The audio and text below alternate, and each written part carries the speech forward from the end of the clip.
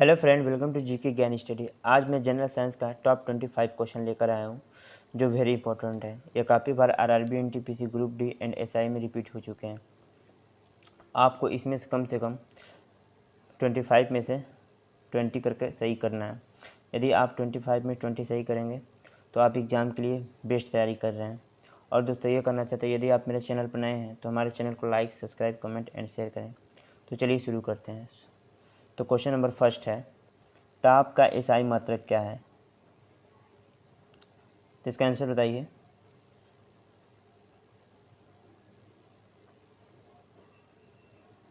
तो ताप का जो एसआई मात्रक है वो होगा ऑप्शन ए केल्विन। केल्विन जो है, केल्विन है ये ताप का एसआई मात्रक है।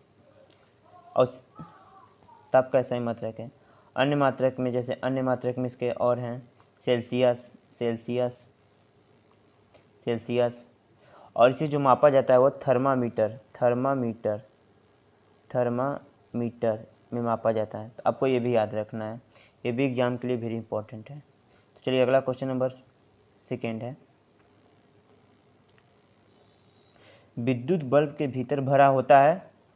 इसका आंसर बताइए। विद्युत बल्ब के भीतर भरा होता है, इसका जो राइट आंसर होगा ऑप्शन सी निष्क्रिय गैस भरी होती है। निष्क्रिय गैस जो होती है वो विद्युत बल्ब के भीतर भरा जाता है। और इसमें जो गैस भरा जाता है उसका नाम है आर्गन। आर्गन जो होता है, यही गैस विद्युत बल्ब के भीतर भरा जाता है। तो आप लोग को ये भी याद रख लेना है, ये भी एग्जाम के लिए इंपॉर्टेंट है। चलिए अगला क्वेश्चन नंबर 3 है, ध्वनि तरंगे का वेग सबसे अधिक किसमें होता है? ठोस, गैस में, द्रव में, निर्वात में? तो इसका आंसर बताइए। फटाफट वन लाइक कर दीजिए दोस्तों, और चैनल को नए हैं तो सब्सक्राइब जरूर कीजिएगा। तो इसका जो राइट आंसर होगा ध्वनि तरंगों का वेग का अधिकतम, तो इसका राइट जो आंसर होगा ऑप्शन ए ठोस। ठोस में जो होता है वो ध्वनि तरंगों का वेग सबसे अधिक होता है। ये कितना होता है? ठोस में इसका वेग कितना होता है? 5148 मीटर प्रति सेकेंड। मीटर प्रति सेकेंड जो होता है वेग, और ठोस में होता है। और वायु में जिसका वेग होता है 343.5 मीटर प्रति सेकेंड होता है। तो आप लोग को ये भी याद रख लेना है, क्योंकि ये भी एग्जाम के लिए वेरी इंपॉर्टेंट है। चलिए अगला क्वेश्चन नंबर 4 आते हैं। अगला क्वेश्चन नंबर 4 है, ध्वनि तरंगे हैं, इसका आंसर बताइए। ध्वनि तरंगे हैं, इसका राइट आंसर होगा ऑप्शन ए अनुदैर्ध्य। अनुदैर्ध्य जो है वह ध्वनि तरंगे होती हैं, ध्वनि तरंगे। तो आप लोग को ये भी याद रख लेना है। अगला क्वेश्चन नंबर 5 है, किस माध्यम में प्रकाश की चाल सबसे अधिक होती है? तो इसका आंसर बताइए।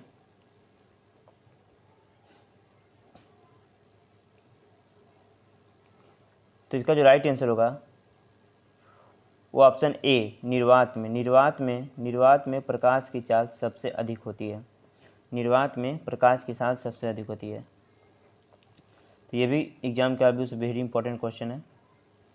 ये सब क्वेश्चन एग्जाम के आबू से बहुत इंपॉर्टेंट दोस्तों। तो आप इस टेस्ट को पूरा से पूरा लगाइएगा और कमेंट बॉक्स में जरूर सबका आंसर लिखिएगा।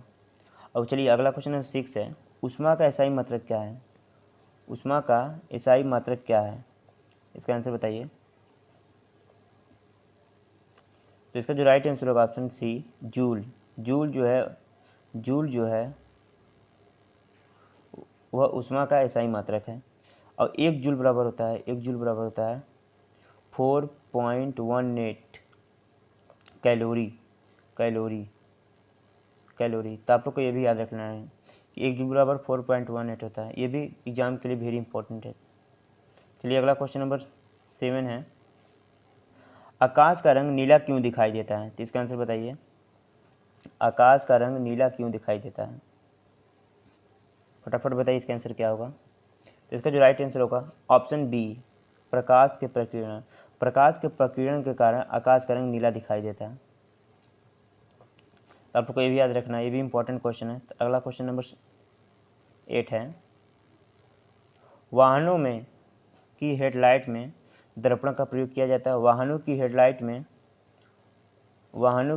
में दर्पण का प्रयोग किया जाता है। इसका आंसर बताइए।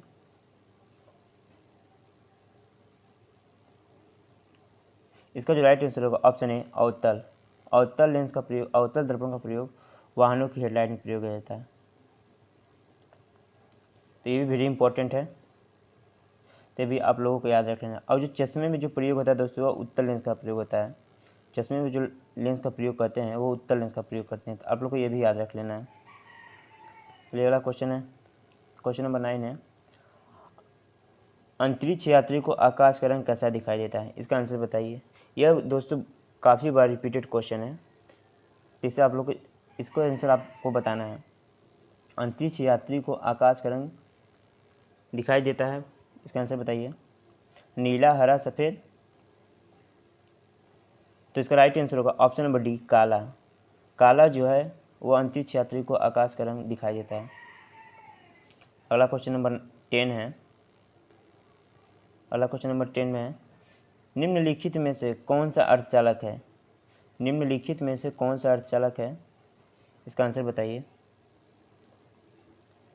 इसका जो राइट आंसर होगा ऑप्शन डी ए और बी। ए और बी जो है इसका राइट आंसर होगा जर्मेनियम एंड सिलिकॉन, इसका जो राइट आंसर है ए और बी। और दोस्तों पीरियोडिक टेबल में अर्धचालक कुल 6 हैं, 6 अर्धचालक हैं पीरियोडिक टेबल में। तो ये भी आप लोग याद करना रहना है कि पीरियोडिक टेबल में 6 अर्धचालक हैं। तो अगला क्वेश्चन नंबर 11 है, आकाश में तारे टिमटिमाते क्यों दिखाई देते हैं? इसका आंसर बताइए। तो इसका जो राइट आंसर होगा वो ऑप्शन ए है, अपवर्तन के कारण आकाश में तारे टिमटिमाई दिखाई देते हैं। तो इसका राइट आंसर होगा ऑप्शन ए।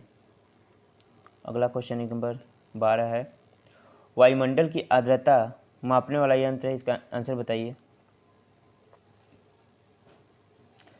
तो इसका जो राइट आंसर होगा ऑप्शन नंबर बी होगा hygrometer. Option number B hygrometer वायुमंडल की आर्द्रता मापने वाला यंत्र है। तो ये भी आप लोग को याद करना है, ये भी वेरी इंपॉर्टेंट क्वेश्चन है, वेरी इंपॉर्टेंट क्वेश्चन है दोस्तों।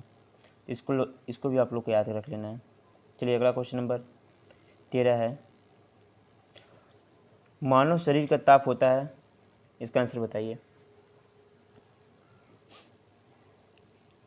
मानव शरीर का ताप होता है, इसका आंसर क्या होगा? इसका जो राइट आंसर होगा ऑप्शन डी ए और बी दोनों। ऑप्शन डी ए और बी दोनों, 37 डिग्री सेंटीग्रेड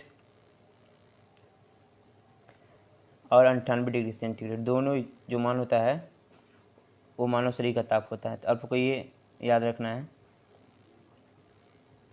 अगला क्वेश्चन नंबर 14 है, विद्युत चुंबकीय प्रेरण सिद्धांत को प्रतिपादक हैं, इसका आंसर बताइए। ये वेरी इंपॉर्टेंट क्वेश्चन है दोस्तों। Option A Ohm, Einstein, Galileo, Michael Faraday. तो इसका आंसर बताइए। तो इसका राइट आंसर जो होगा option number D Michael Faraday. Michael Faraday जो है वो विद्युत चुंबकीय प्रेरण सिद्धांत का प्रतिपादक हैं। तो आप लोग को याद रखना है, ये भी रिपीटेड काफ़ी बार क्वेश्चन है। इसमें जितने क्वेश्चन हैं दोस्तों ये सारी रिपीटेड क्वेश्चन है एग्जाम के ऑब्जेक्टिव से। तो आप लोग को यह पूरा देखिएगा, और वीडियो अच्छा लगे तो प्लीज़ दोस्तों इसको like, subscribe and comment and share जरूर से जरूर कीजिएगा, ताकि मैं ऐसा वीडियो आप लोग के लिए लाता रहूँ। चलिए अगला क्वेश्चन नंबर 15 है, निम्न में से कौन सा एल्युमिनियम की मिश्र धातु है? इसका आंसर बताइए।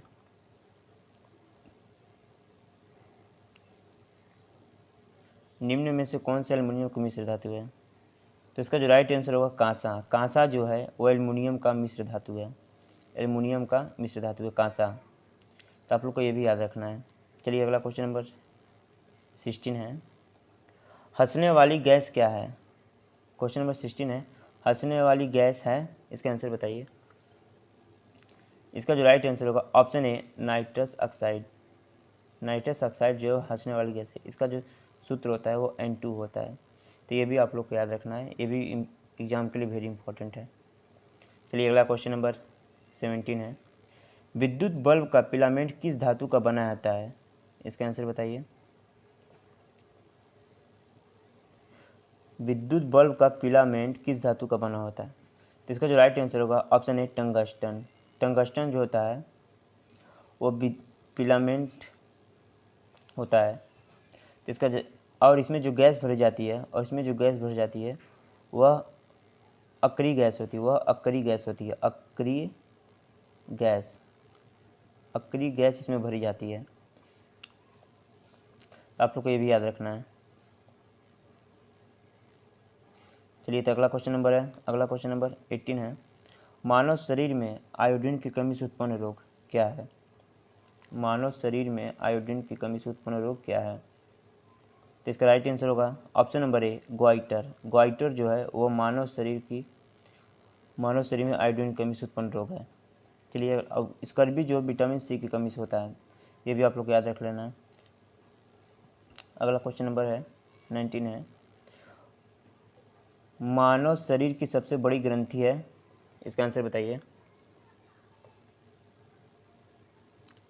मानव शरीर की सबसे बड़ी ग्रंथि, तो इसका आंसर होगा ऑप्शन सी, यकृत। यकृत जो है वो मानव शरीर की सबसे बड़ी ग्रंथि है, तो आप लोग को ये भी याद रखना है। चलिए अगला क्वेश्चन नंबर 20 है, अगला क्वेश्चन नंबर 20 है, किस ब्लड ग्रुप को सर्वदाता कहा जाता है? इसका आंसर बताइए, किस ब्लड ग्रुप को सर्वदाता कहा जाता है? तो इसका जो राइट आंसर होगा ऑप्शन डी, ओ। ओ जो होता है ब्लड ग्रुप को सर्वदाता कहा जाता है। और ए बी जो है, ए बी है, यह सर्वग्राही होता है, यह सर्वग्राही होता है। ए बी जो है सर्वग्राही होता है, तो आप लोग को ये भी याद रखना है। ये भी काफ़ी बड़े एग्जाम में पूछे गए हैं, तो आप इसे याद रखिएगा। चलिए अगला क्वेश्चन नंबर 21 है, 21 है, मानव शरीर की सबसे लंबी हड्डी है, इसका आंसर बताइए।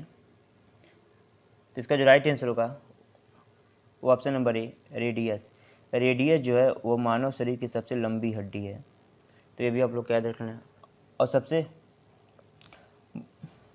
बड़ी हड्डी फीमर है, सबसे बड़ी हड्डी फीमर है, फीमर जो जांग में पाया जाता है। और सबसे छोटी हड्डी स्टेप्स, स्टेप्स जो है ये सबसे छोटी हड्डी है जो कान में पाया जाता है दोस्तों। तो ये भी आप लोग को याद रखना है, ये भी वेरी इंपॉर्टेंट है एग्जाम के व्यू से। चलिए अगला क्वेश्चन नंबर 22 है,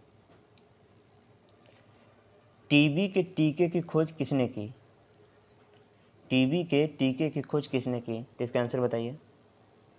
तो इसका जो राइट आंसर होगा option C, Robert Koch. Robert Koch जो हैं वो टीबी के टीके की खोज की थी, तो आप लोग को याद रखना। और एक बात और, ये लुई पास्चर जो हैं यह रेबीज टीके की खोज की थी, रेबीज के टीके की खोज की थी, तो ये भी आप लोग को याद रखना है, ये भी एग्जाम के लिए वेरी इंपॉर्टेंट है। चलिए अगला क्वेश्चन नंबर 23 है, निम्न में से सबसे उत्तम कोटि का कोयला कौन है, इसका आंसर बताइए। इसका आंसर बताइए फटाफट, 1K कर दीजिए सब्सक्राइब दोस्तों, प्लीज़ प्लीज़। तो इसका जो राइट आंसर होगा ऑप्शन सी, एंथ्रासाइट। एंथ्रासाइट जो है वो उच्च कोटि का कोयला है। और कोयला सबसे ज़्यादा दोस्तों, कोयला सबसे ज़्यादा झारखंड में मिलते हैं, झारखंड में कोयला सबसे ज़्यादा मिलते हैं, झारखंड कोयला सबसे ज़्यादा पाया जाता है, तो आप लोग को ये भी याद रखना है। चलिए अगला क्वेश्चन नंबर 24 है, हीमोग्लोबिन का महत्वपूर्ण घटक है, हीमोग्लोबिन का महत्वपूर्ण घटक है, इसका आंसर बताइए। तो इसका जो राइट आंसर होगा ऑप्शन बी, लोहा। लोहा जो है हीमोग्लोबिन का महत्वपूर्ण घटक है, तो ये भी काफ़ी इंपॉर्टेंट क्वेश्चन है, ये भी काफ़ी बार रिपीटेड एग्जाम में, तो इसे आप लोग को याद रखना है। चलिए अगला क्वेश्चन नंबर आते हैं, अगला क्वेश्चन नंबर 25 है, अगला क्वेश्चन नंबर 25 है, लाल रक्त कण का जीवन काल होता है, लाल रक्त कण का जीवन काल होता है, तो इसका आंसर बताइए। इसका आंसर बताइए। तो इसका जो राइट आंसर होगा वो ऑप्शन नंबर डी, 140 दिन। 140 दिन जो होता है यह लाल रक्त का जीवन काल होता है, तो ये भी काफ़ी इंपॉर्टेंट क्वेश्चन है, इसको याद रख लेना है, ठीक है। तो दोस्तों आज का मेरा यहाँ पर टॉप 25 जनरल साइंस क्वेश्चन समाप्त हुआ।